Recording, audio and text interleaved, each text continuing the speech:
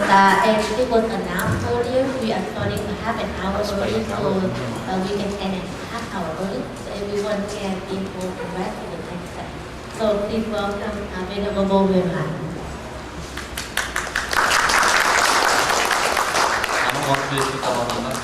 Please have a seat.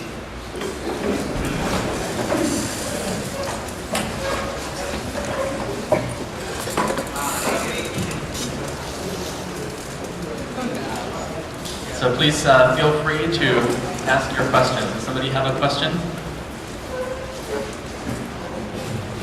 Yes. Yes, you there.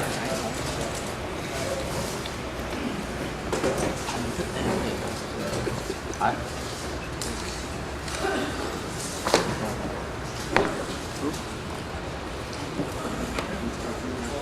I have a question for you. Do you see Buddhism facing the same discrimination as it did in the past now, even though it's in the States, religion, it's a freedom of religion? I ask that because how I see Buddhism right now, all our leaders and mentors and pretty much leaders are non-Buddhists, and I see that as something that's kind of hard to look at as for my young adults, because I'm always feel that I'm in the shadow of those elitists that are Catholics, because I feel that they are in control of a lot of things that's going on, and I just want to know how to, as myself, how do I go through this obstacle and conquer it, and for the future young adults.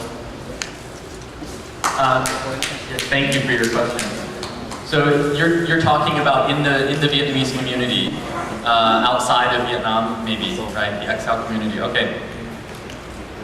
Well, first of all, I'm not sure if I would say Buddhism is being discriminated against or oppressed outside of Vietnam. And in the United States, you have the freedom to believe as you want, right? So, in terms of the broader American public, no, I think Buddhism is actually in a pretty decent situation here. As far as the leadership within the exile community, you said it's primarily Catholic. I would say, if you want to see more Buddhist leaders, become the leader that you want. I think that's the challenge for the young generation, is to step up and become the leaders that you want to see. But then, at the same time, I take what I say on this issue with a grain of salt, because I'm new to the Vietnamese Buddhist community.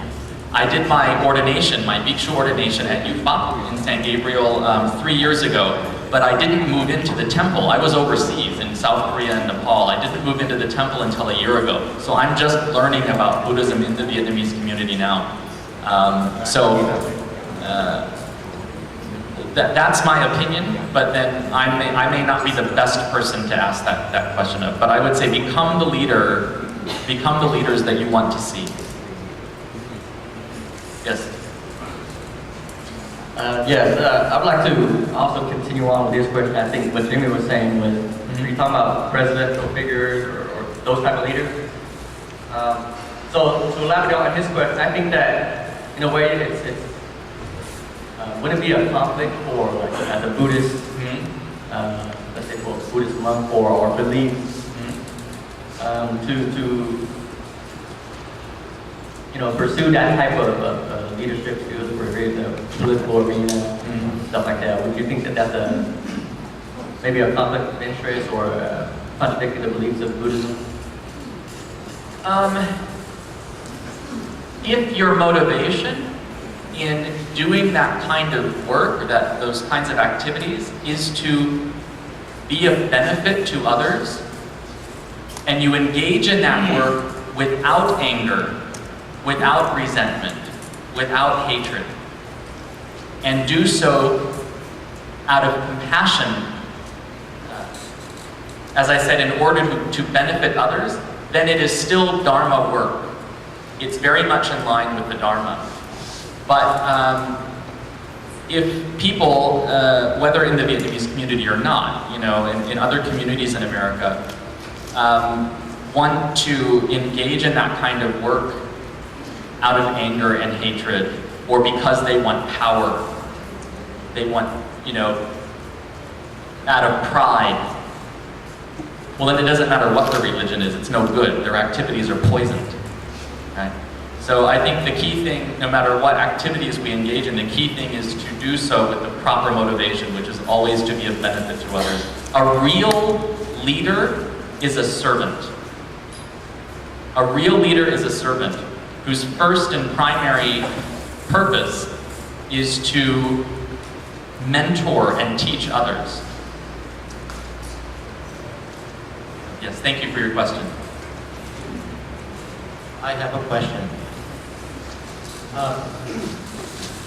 When you're talking about Bodhisattva way earlier, and then I think I read one of the story about the Buddha life, the previous life in the Bodhisattva way also. One of the first precepts is not killing, right? And then Venerable Thích walked in, he killed himself. And then also the Buddha story about the previous life, he not killing himself, but one of the lions or the hungry, and then he donated his wife and his kid.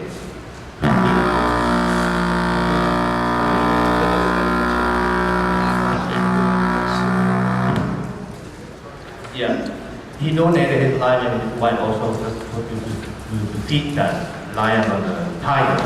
I don't exactly remember what it is. But so is that violate the first precept that not killing? Is that a question raised?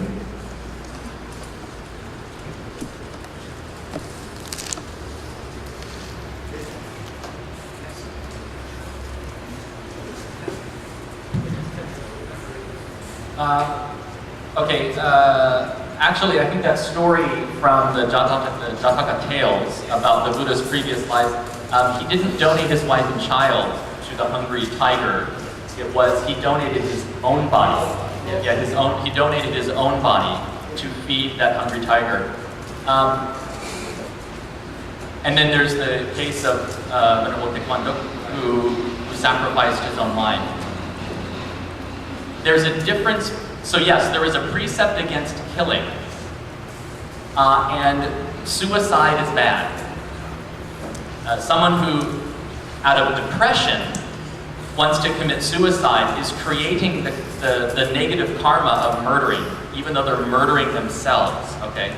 So suicide is not in accordance with the Dharma. It creates negative karma. But in the case of the Buddha, in his previous life as a bodhisattva, his motivation wasn't out of depression or anger or something to throw away his own life. His motivation was to help this tiger and her cubs. In the case of Venerable Taekwondo, his motivation wasn't to, he didn't kill himself out of depression. He did it to bring international attention and then benefit to the Buddhist community because of the oppression that they were experiencing in Vietnam at that time. So there's a difference. There's definitely a difference. So sometimes bodhisattvas can engage in behavior because their minds are different. They're not crazy like we are. They're not ignorant like we are. So they can engage in behavior that we cannot engage in. For us, it would be negative karma. For them, it's bodhisattva activity. Because they have real compassion, great compassion, and real wisdom. For the rest of us, we have to be careful. Because if we, on the surface, if we appear to break precepts, so these monks who have given their lives, and this, the Buddha as a bodhisattva who gave his life, they appeared to be breaking precepts, but actually they were engaging in genuinely compassionate activity. We have to be careful if we say, well, I'll break this precept out of compassion. We have to be very careful because maybe it's really not bodhisattva activity. Maybe it's just our stupidity or our pride. We have to really know what our motivation is before we before we act. Thank you. Yes.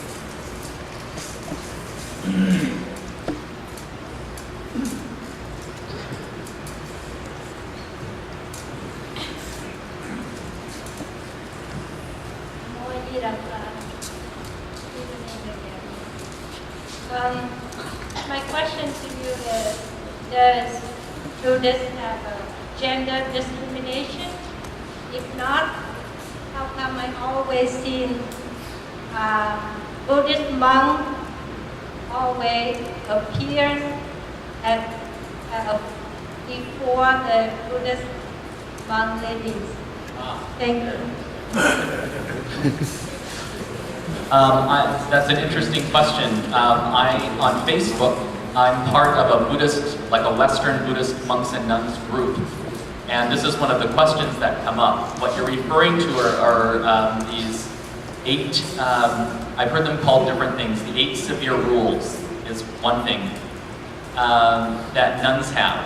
And one of these rules, it's something like even a senior bhikshuni is supposed to bow to a brand new novice monk. Right? A brand new novice monk is supposed to be higher than a senior bhikshuni.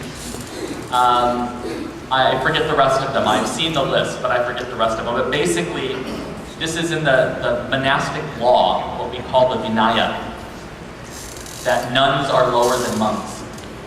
But, this is interesting, there are other parts of the Buddha's teaching where he makes it quite clear that women are equal in their ability to become enlightened, equal to monks in their ability to become enlightened.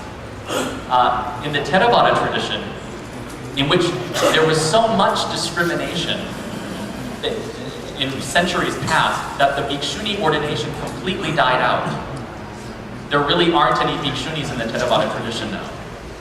Actually, there are some in Sri Lanka, but they went, I think, to Taiwan to get the ordination. But there was the nuns were considered to be of such little worth that the bhikshuni ordination completely died out in the Theravada tradition.